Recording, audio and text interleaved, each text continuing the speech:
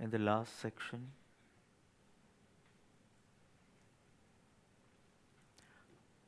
Param Krupadev described the characteristics of a bigot, of a sectarian, of a matarthi,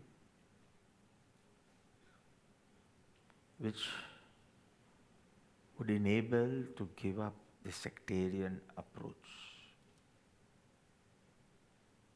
So, to eradicate bigotry,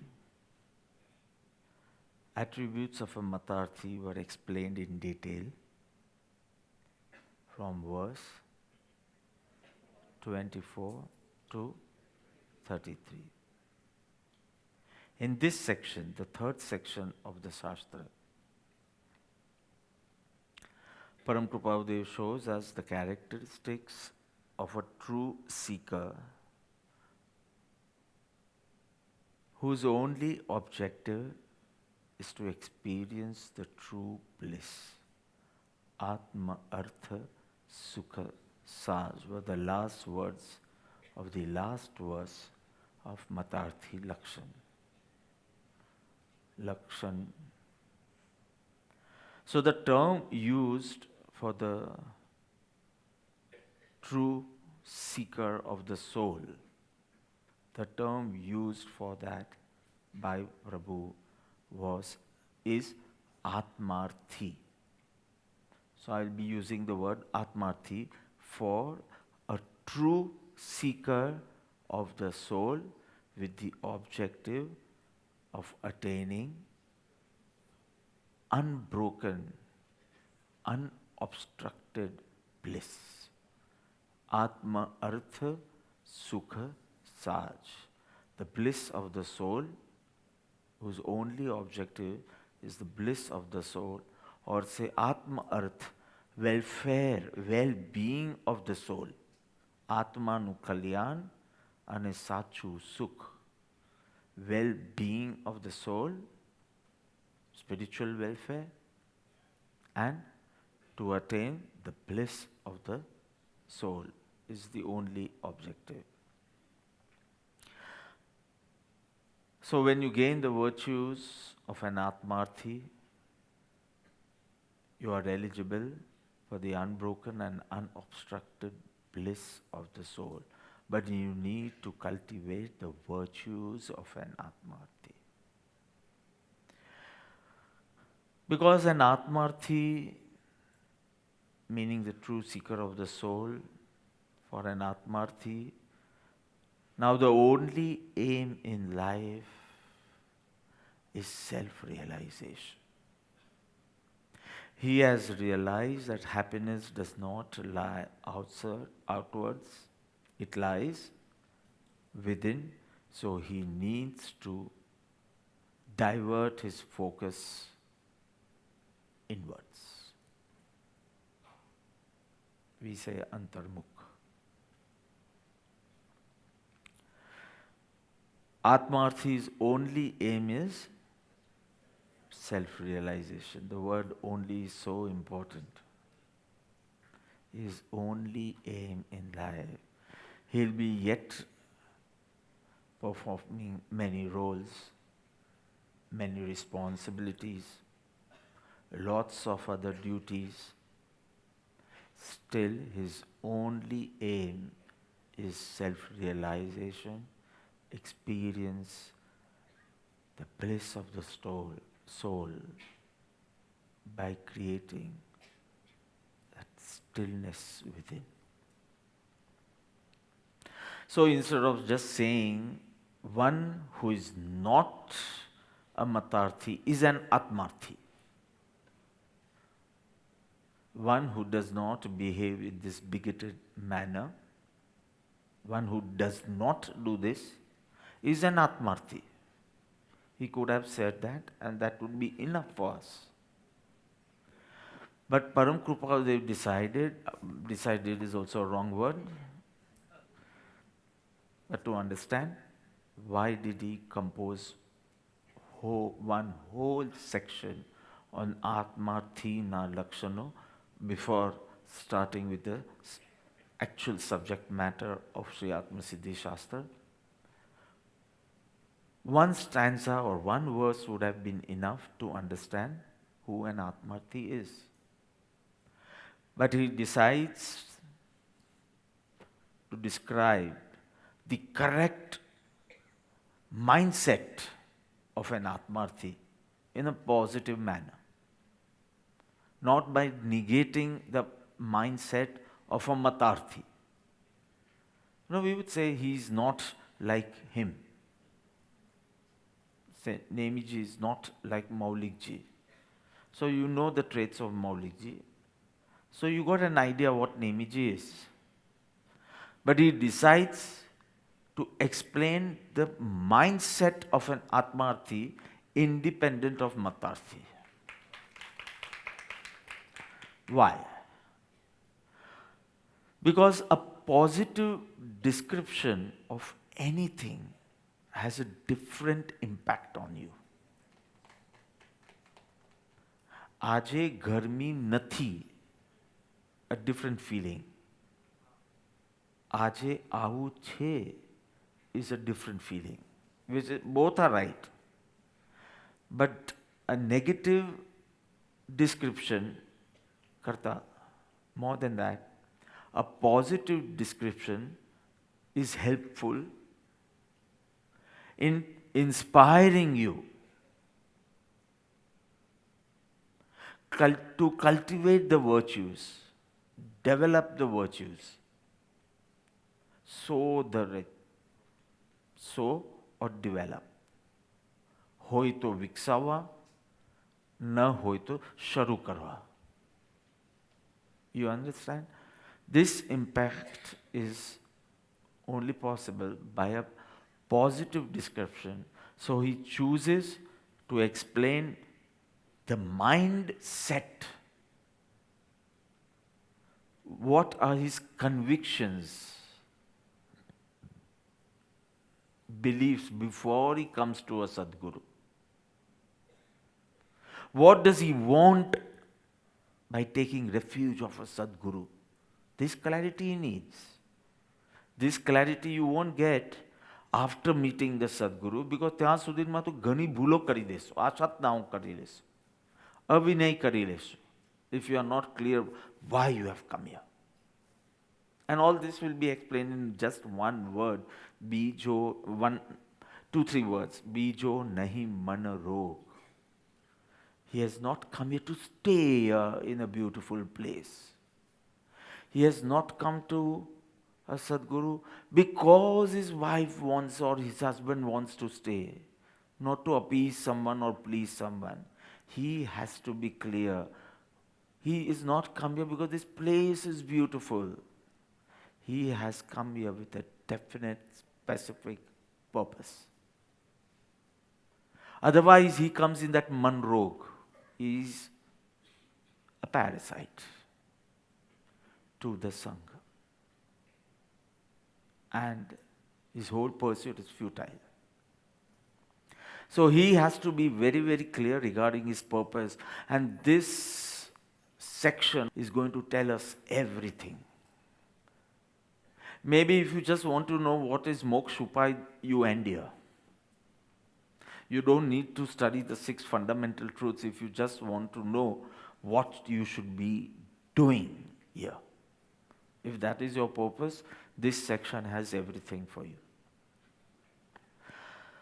So when one desires for spiritual welfare, when this desire arises in a person who has been aimlessly wandering in the cycle of birth and death, not only this life up till now, but he's been wandering aimlessly since cycles of birth and death. So just 3-4 days back, Nemiji was asking me, with such long Ayushya,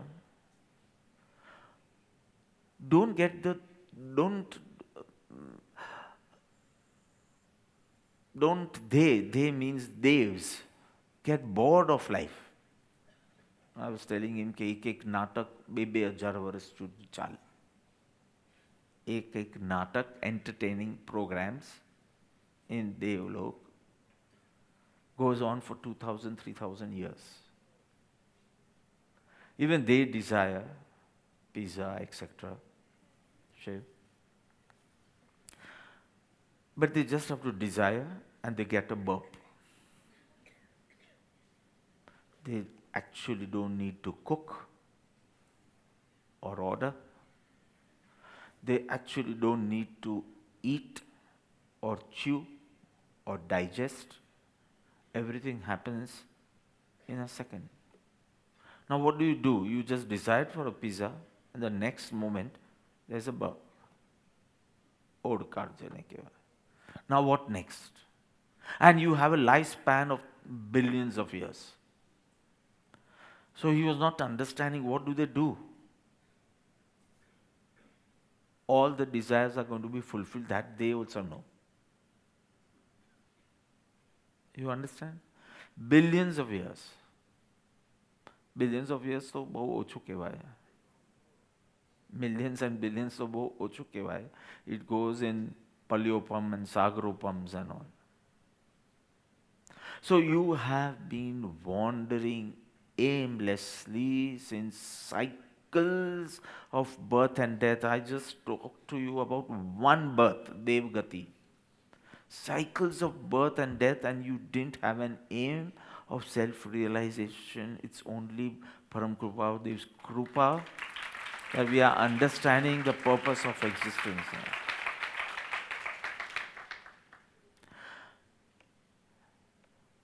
So, a true seeker starts reflecting upon the causes of transmigration and the means to eliminate them.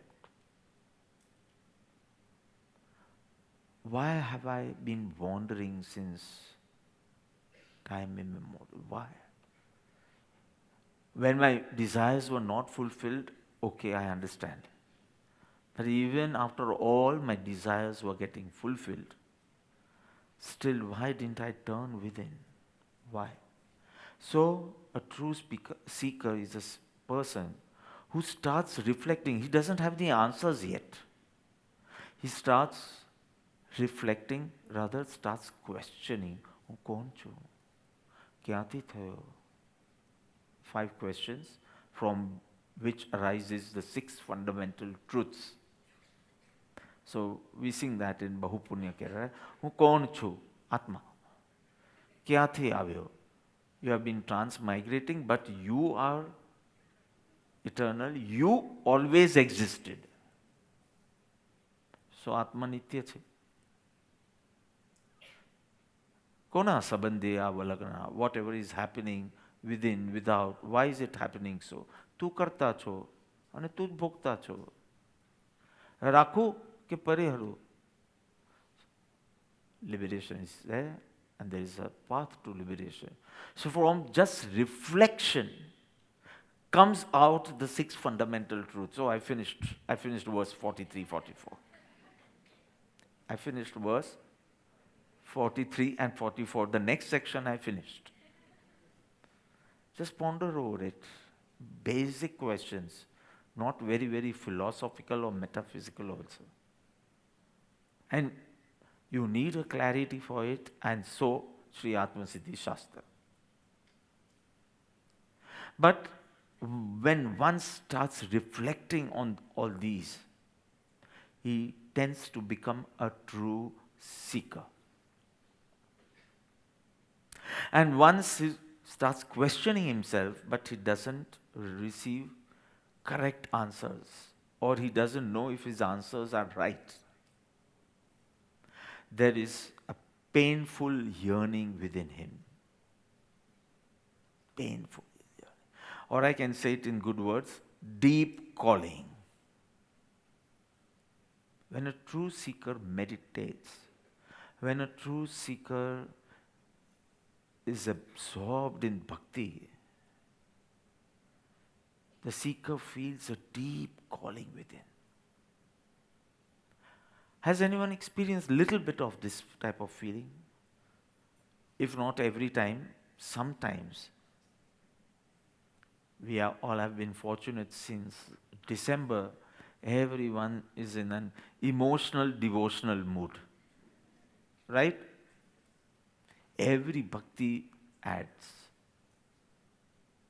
Suddenly you realize they are such wonderful singers. The whole group is a singing team. I'm scared of myself, आवी ते जो भाविन भक्ति कराव्या करसे, तो one day I might take a mic and start singing.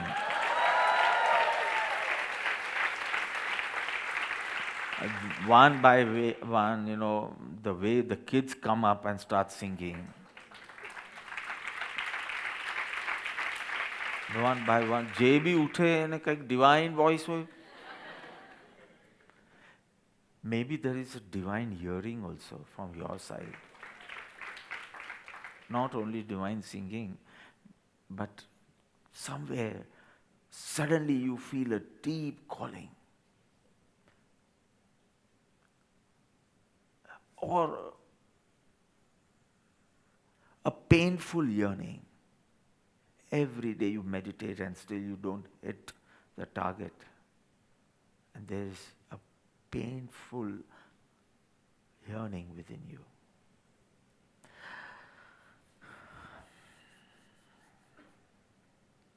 His only aim is self-realization.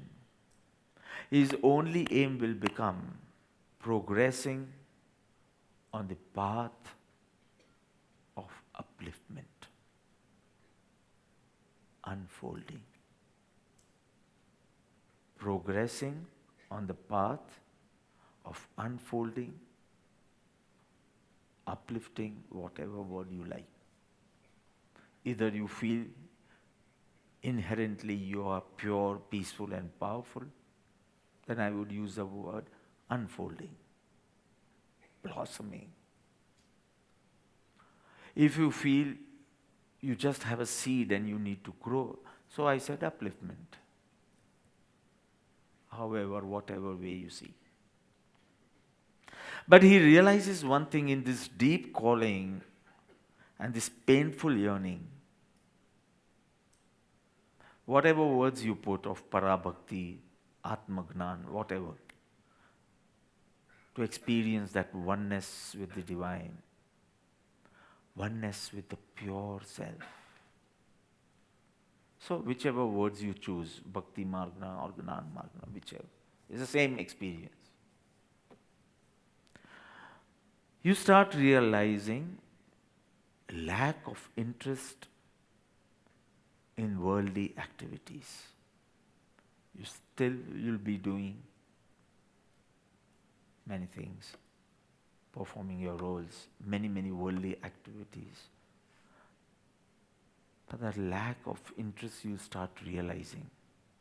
Excitement fading away, curiosity fading away. So you didn't want to do it, but it's happening. You yet go for shopping and still you feel it's fading away, or after shopping at least you feel, what have you done? You wasted money, you wasted time, you disconnected yourself more from that divine feeling. What have you done? So you realize that there is lack of interest in worldly activities, and your urge for sensual pleasures start reducing. Two things: lack of interest in worldly activities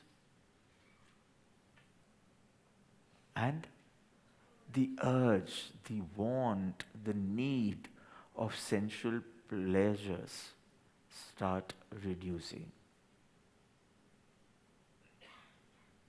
You don't get affected, you don't get irritated by not only petty incidents, but even big incidents.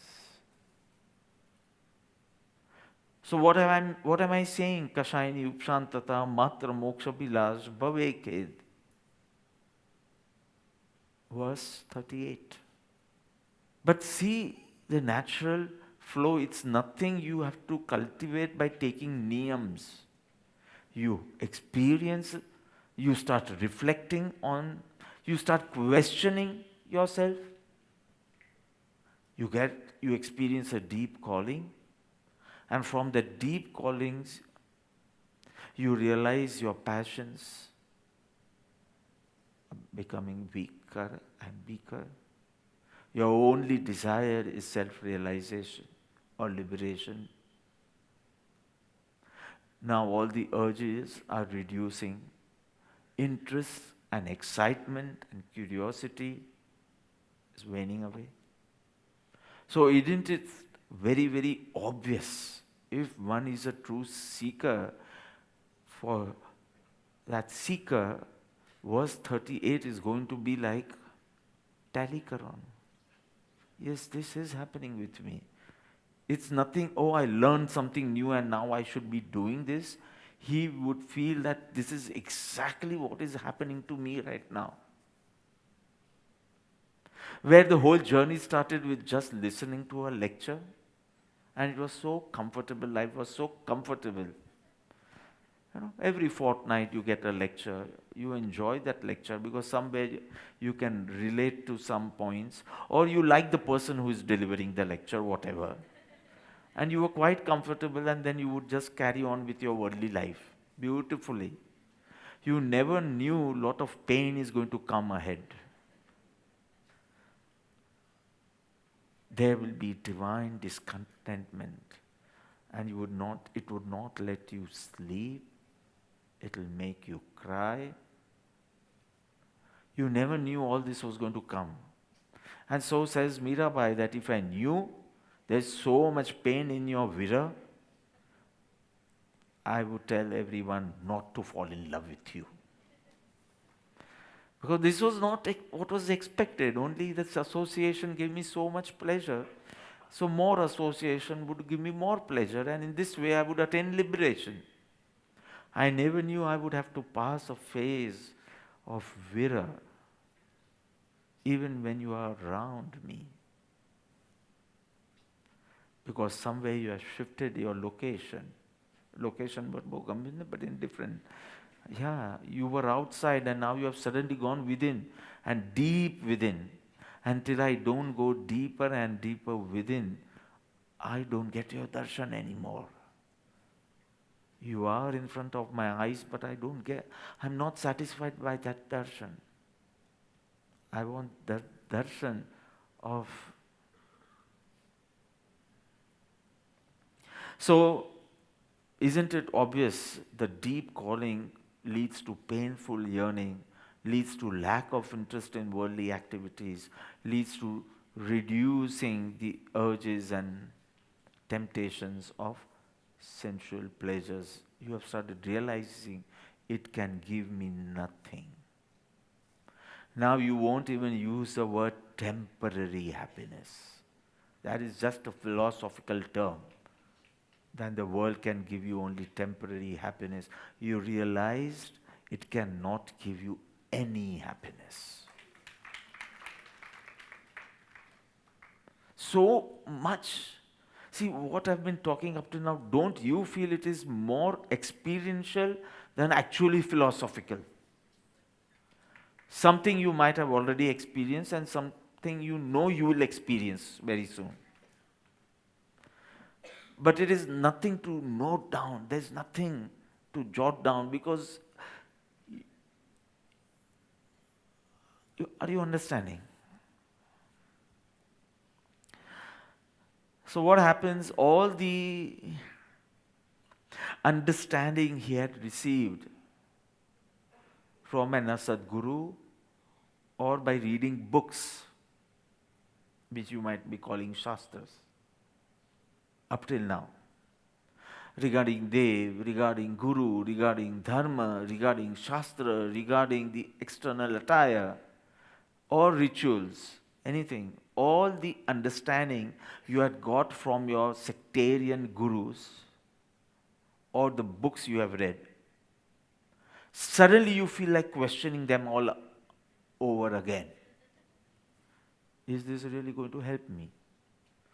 Why am I doing this?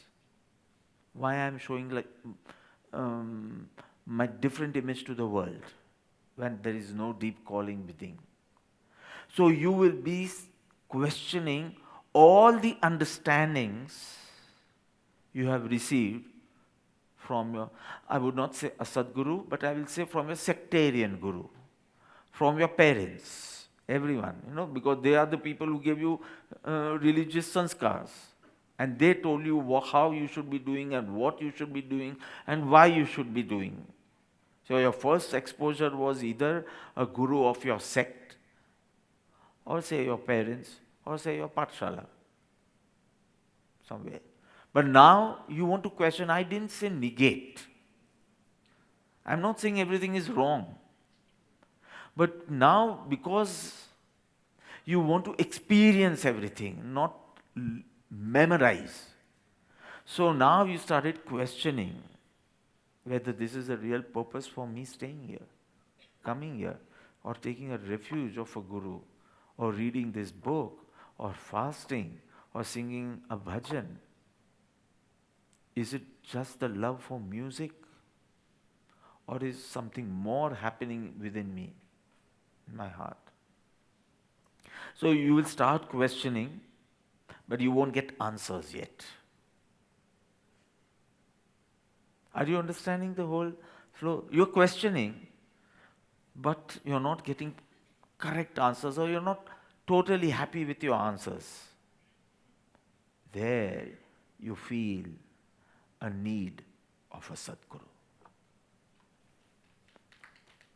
And so the first verse of Atmarthina Lakshano starts with, which type of a guru does he want? An Atmarthi. He has not yet found one. He'll find after 3 verses. Em vichari antre shodhe sadguru yo. After 3 verses, Prabhu will show us what is his clarity regarding a true guru. He has not found a true guru maybe. But what type of a guru does he want? What attributes does he want in his guru?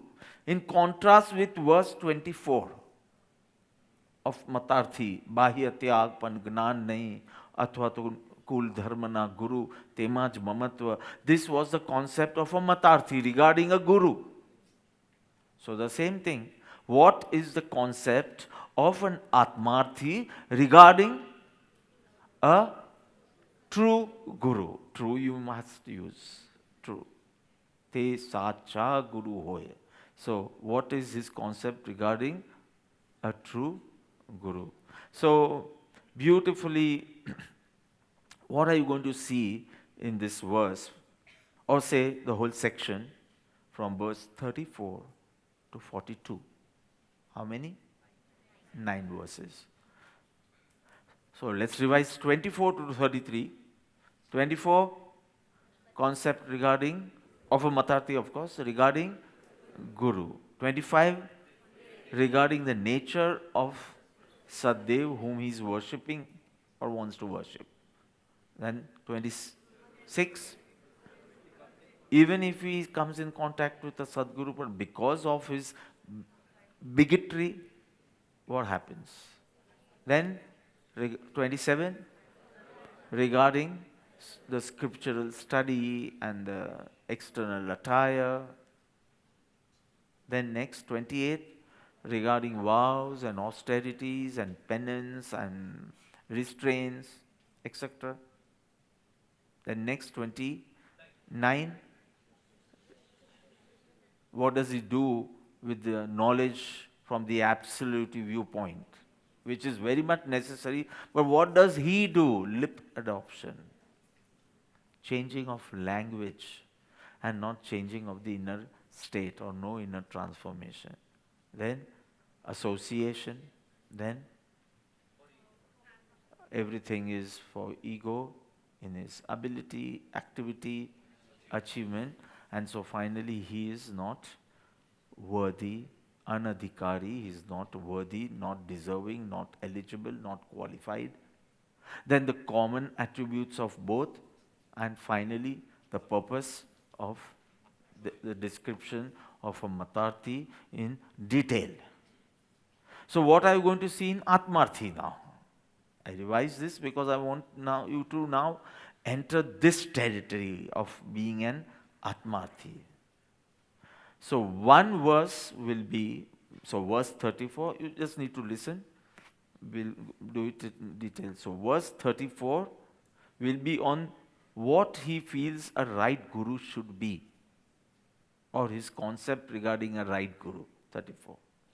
35 and 36 will be on this guru, whatever his concept is, has to be a living guru. And whatever he says, whatever agna he gives, will lead me to that eternal path. Whatever. If he tells me to get married, even that is right to come on the right path. Prerete parmarthanete vyavhara saman. So then I should not be questioning why did my Pratyaksh Guru give me this agna. So see, before he meets his Guru, this is his conviction. So 34 is on the Guru, 35 is in the Pratyakshata of a Guru. Pratyakshata, you know the meaning. What? A living, blood and flesh, yeah. Living master. And how strictly he should be obeying it will come in 36. So 34, 35, 36. So it's all basically regarding Guru, Guru, Guru. True Guru, living true Guru, and the obedience to a living true Guru. Three things. 34, 35, 36. 37, what are you going to hear? In verse 37. Verse 37 says about the purpose of the association of a true Guru. Bijo nai manro kam ek atmarthin. Don't come to him for company. Don't come to him for some worldly pleasures. Ekaj atm kalyan. Bijo no manro. No nonsense. So 37 is going to tell us about the very purpose of his Satsamagam. What is in the Atmarthi's mind and heart. Then from 38 to 41. 38, 39, 40, 41. Progress of an Atmarthi from one to completion. Whole marg. What will happen? You have to develop attributes like Kashayini, Upshantata and all. Once this comes, you are going to be very, very receptive to Guru's teachings. And then from that, the right thinking will arise. From right thinking, Atmagnan will come. From after Atmagnan, you will be destroying all your moh and attain Nirvan. Final liberation, absolute liberation. Whole progress. From the starting point to the last point. So basically, if you are only attending this yagna, you have got it. You have got everything.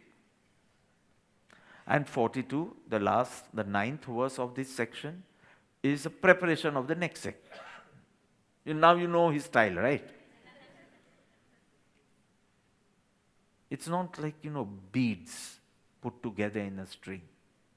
It is a flow. Because the flow is such, apne koi serial jota ho in the last 2 minutes, dan means you had decided to switch it off and go off to sleep. And then you feel ek aur jhoi laiye, ek. He has made it so interesting, so sensational, so emotional. Prabhu has chalked out a simple path for the Atmarthis who are desirous of only true bliss. Bijo Nain Mandro, only true bliss. So are you ready?